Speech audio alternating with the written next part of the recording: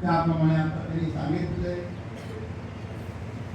त्यांचे आई वडील खरे भक्त, त्याचे आजोबा खरी भक्त, तिथे नांदेडचे भक्तपर्यंत चंद्रकांत गंजवर हे अध्यक्ष या त्यांना माहिती आहे आजोबा नांदेडकर मंदिरामध्ये आणि आपल्या दिंडी पायी दिंडीमध्ये फेटा बांधून पांढरा फेटा सगळं घालून आता 3 पिढ्यापासून आलेली जी सेवा आहे, परंपरा आहे, वाया जाणार नाही. त्याला कसं काय पुण्यामध्ये यावं असं वाटलं, कशी काही त्यांना नोकरी मिळाली आणि त्याच्याबरोबर त्याचे आई वडील आले आणि पुण्यात आले आणि पुण्यातून येऊन आळंदीमध्ये राहावं असं वाटलं. कुठेतरी हालचा पण तिथे काहीतरी आपलं श्रवण करावं त्या निमित्तानं आला आणि माझ्याकडे येऊन त्यांनी विधीपूर्वक जे काही असेल ते सगळं त्यांनी अध्ययन करण्याकरता जे लागतेपूर्वक त्यांनी ते करून अध्ययन केलं. विचारसागर म्हणून ऐकला, वृत्ती प्रभाकर ऐकलं आहे, अद्वैत मकरंद ऐकला. नुसतं ऐकलं नाही, माझ्याकडे येणारे ऐकतात पण त्याचा न पाहताना अनुवाद करणं हे अवघड आहे. कारण चिरंजीव निखिलनं आजपर्यंत आजही तो आज नाही अधिकमात्र आधी जो अमृत चाललेलं आहे चिंतन चालू आहे त्यामध्ये दररोज 1, 2, 3 पाठ जरी असले तरी तो अनुवाद जसा तसा करतो.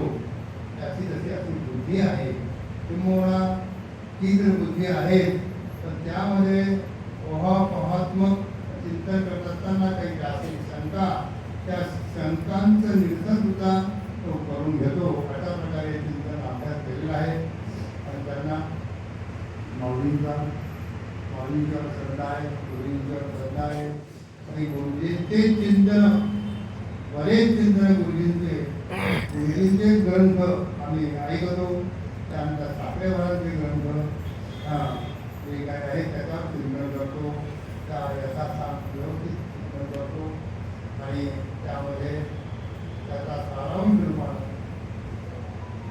या 6-7 ओव्या 30 ओव्यापासून 36 ओव्यापर्यंत तत्पदार्थ त्याच्या पाठीमागे सुद्धा आहे. तत्पदार्थ जे स्वरूप आहे ते त्याचं झाड बघण्याचं सामर्थ्य आमच्या या वेदांच्या शास्त्रामध्ये आहे.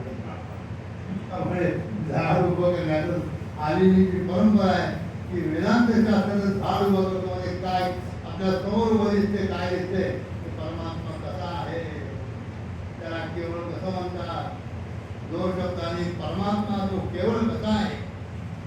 आधी मोठं या केवळ शब्दावर मी महाराजांना पण सांगितलंय महाराजांना की आमच्या साखरे महाराजांनी आणि स्वामी महाराज ऐकायला 3-4 दिवस या केवळ शब्दावर, तसे केवळ शब्दावर आता आपण अंमल झालेला सगळा केवळ शब्दावर आणखी किती जरी सांगितलं तत्पदाविषयी त्यांनी सांगितलं. आता ज्या परब्रह्माला तुला नाव किती आहे, ब्रह्मा किती नाव आहे, ब्रह्मा किती नाव आहे सांगितलं.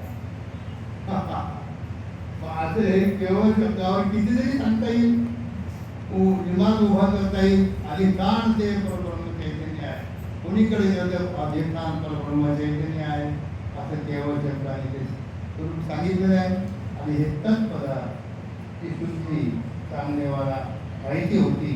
पदाची शुद्धी करून आला होता.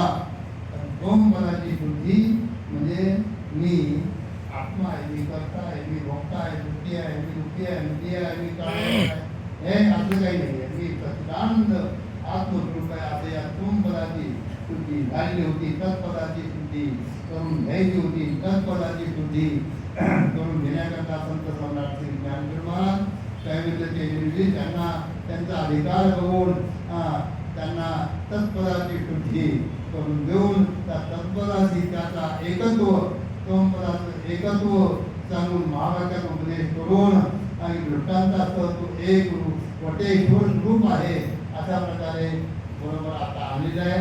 आता पुढे कधीतरी झालं तर मिळालं, पण आता महावाक्याचा उपदेश राहिला आहे. नाहीतर मी आहेच मग काही नाही. आता चिंतन आहे तर त्याचा आमचे अध्यक्ष आहेत, त्यांनी त्याला प्रसाद द्यावं. मी दिनांक काय आता नाही आणि माझा आता प्रसाद करायला मी येत नाही. माझा प्रसाद जो आहे तो जो बोलला तो खरा प्रसाद आहे.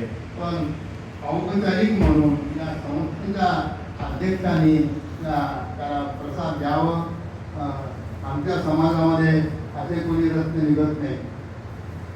असे रस्ते निघून त्यांना 12 वाटा मोकळ्या असतात, तर तिकडे जाऊन एक मार्गाने तरी राहावं असा त्याला आशीर्वाद देऊन त्याला हा प्रसाद देतो आम्ही.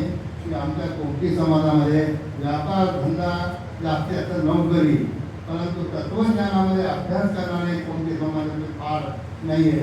आमचे काल अध्यक्ष म्हणाले की मला सोपं सांगा, मला कळायला पाहिजे असं काही झाला. एवढं अवघड आहे, तर 2 शब्दामध्ये थोड्या शब्दामध्ये कळेल तुम्हाला असाही व्यवहार होऊ शकतो. तसं तुम्ही मनाने चिंतन करा. अशाप्रकारे हा सध्या कीर्तन करतो, प्रवचन करतो. कुंडली श्री ज्ञानदेव तुकाराम